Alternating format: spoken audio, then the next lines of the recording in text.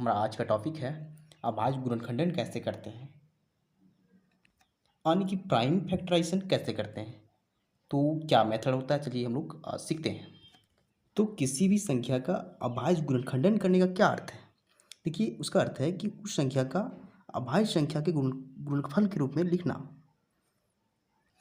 तो अगर हमारे पास क्वेश्चन हो कि अभाज्य गुणनखंडन करें संख्या 120 और 625 का, तो चलिए इस क्वेश्चन को सॉल्व करते हैं।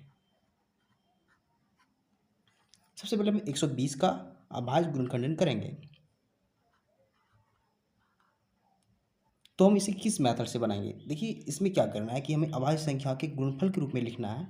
इसलिए हम क्या करेंगे, अभाज्य संख्या से ही हम भाग देंगे, ताकि जब भी हम उसे गुणनफल के रूप में लिखें तो यही संख्या है।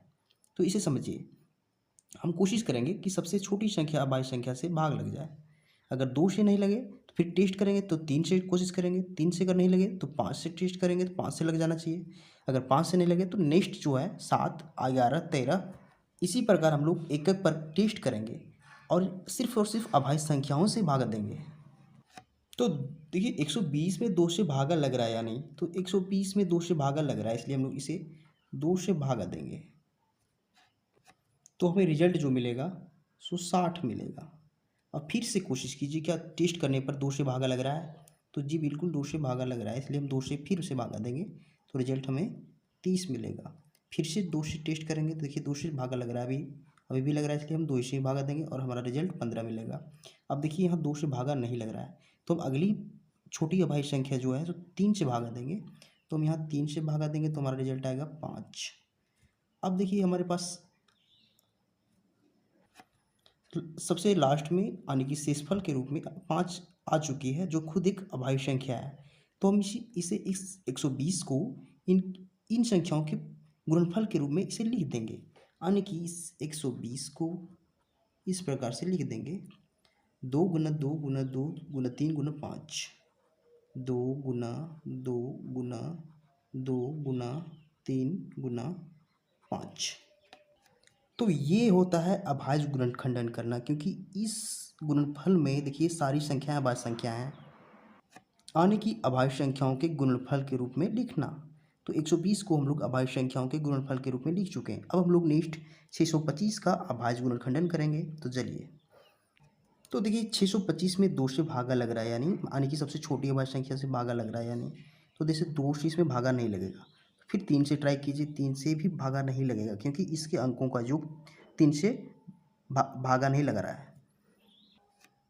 अब हम 5 से कोशिश करेंगे, तो 5 से भागा लग रहा है, क्योंकि 625 में सबसे लास्ट की संख्या 5 है, वो 5 से कट रही है, इसलिए 625 में भागा लग रहा है, तो हम लोग 5 से ही भागा देंगे। तो हमारा रिजल्ट आ रहा है 125। अब फिर से इसे कोशिश करेंगे, क्या 2 से भागा लग रहा है, तो जी नहीं लग रहा है। फिर 3 से लग रहा है, नहीं लग रहा है। फिर से 5 से भागा लग रहा है, जी लग रहा है, इसलिए हम 5 से फिर से भागा देंगे, तो हमारा रिजल्ट आएगा 25। अब इसे फिर से 5 से ही भागा लगेगा, तो अब की बार जो रिजल्ट आएगा उसमें 5 आएगा, यानी कि ये भी एक अभाज्य संख्या है। तो लगभग हम लोग 625 का अभाज्य गुणनखंडन कर चुके हैं। इसके लास्ट प्रोसेस में अगर अभाज्य गुणनखंड एक अभाज्य संख्या आ जाए तो उसे हमें छोड़ देना चाहिए। अब इसे 600 एक अभाज्य संख्या आ जाए तो उसे हमें छोड़ देना चाहिए। अब इसे 625 को, तो 625 को हम लोग क्या लिखेंगे, 5 गुना 5 गुना 5 गुना 5, यानी कि 5 गुना 5 गुना 5 गुना 5। देखिए, इसमें सारी संख्याएं अभाज्य संख्या हैं, यानी कि 625 को हम लोग अभाज्य संख्याओं के गुणनफल के रूप में लिख चुके हैं। तो यही होता है अभाज्य गुणनखंडन। तो हम लोग अभाज्य गुणनखंडन करना सीख चुके हैं। तो अगर आपको ये मेथड समझ में आता है तो वीडियो को लाइक कीजिए, कमेंट कीजिए एंड चैनल को सब्सक्राइब जरूर कीजिए, क्योंकि आपके सपोर्ट से ही हमें मोटिवेशन मिलता है और इस तरह का वीडियो हम बनाते रहेंगे। Thank you.